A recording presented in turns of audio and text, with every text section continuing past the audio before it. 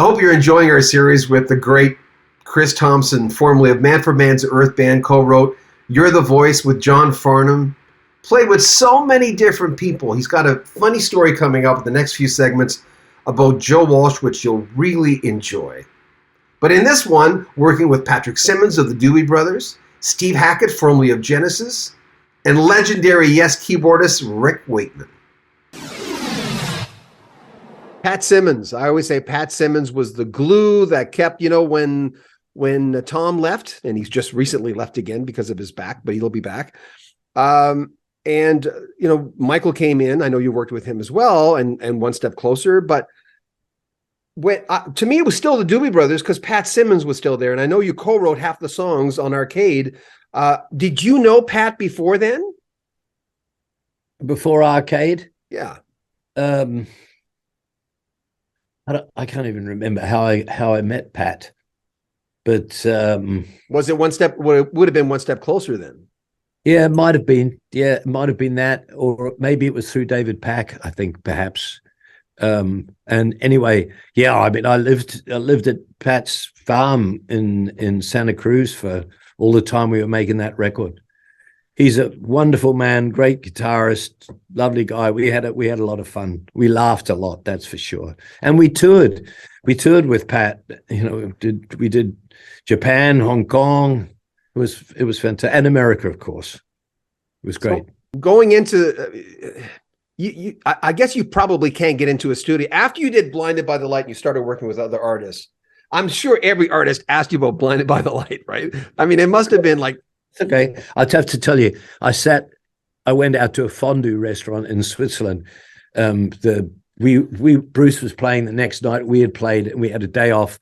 And the promoter said, "Look, Bruce is coming tomorrow. I'm going to take him out for fondue.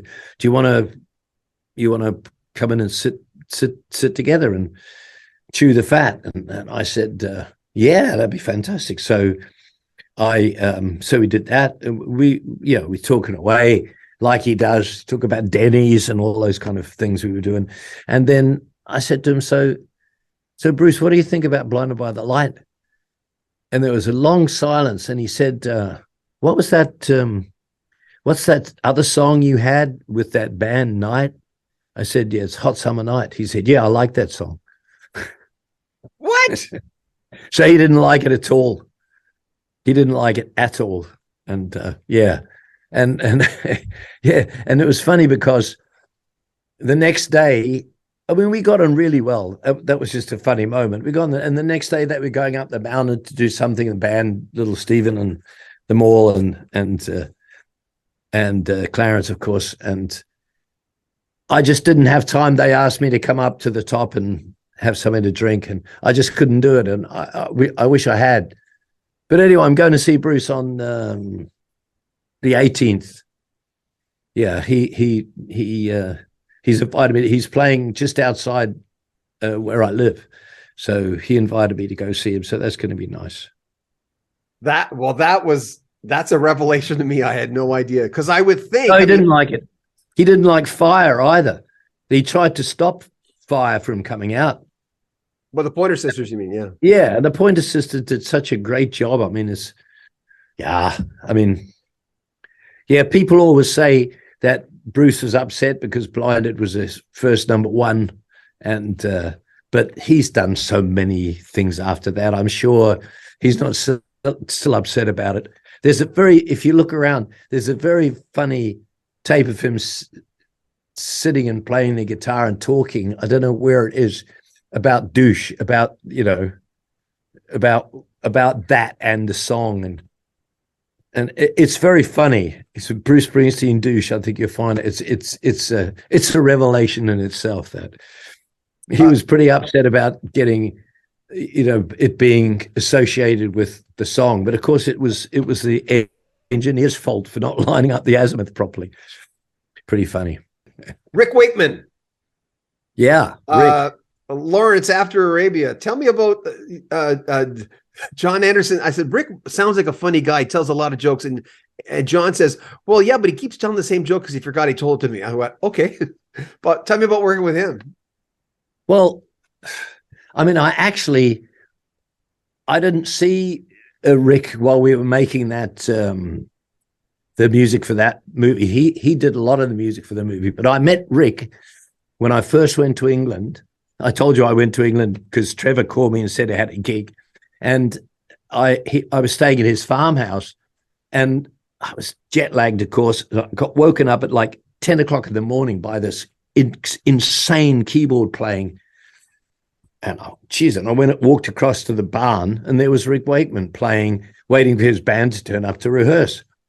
And so I saw Rick quite a lot because he played with a band that lived around in that area. So I saw Rick quite a lot then, and saw Rick, of course, when we did the Guitar Legends with Joe Walsh. And Ian Anderson told me that I said, weird fan story. He said, well, I've got the best one. You're never going to hear a better one. I go, okay. He says, I'm on stage and I hear pressure on my chest.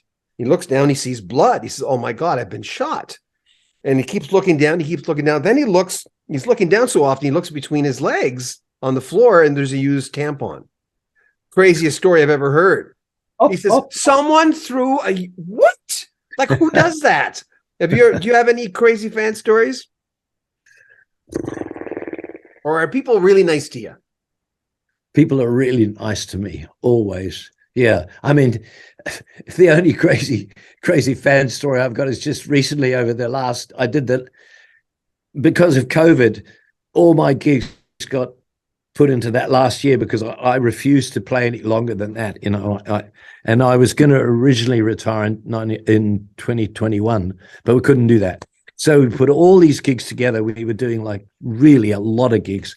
And this couple started coming to the gigs, German couple.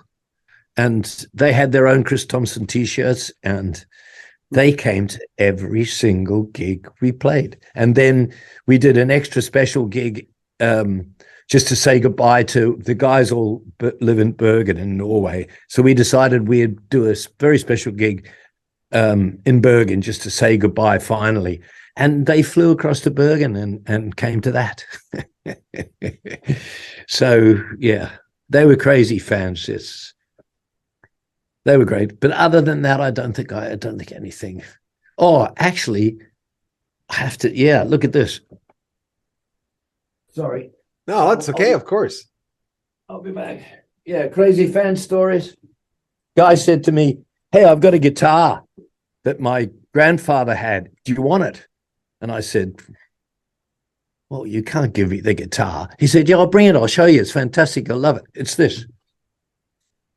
It's a 1929 guitar called the Gibson. So he brought it to the hotel room and said, man, you can have it. I want you to have it.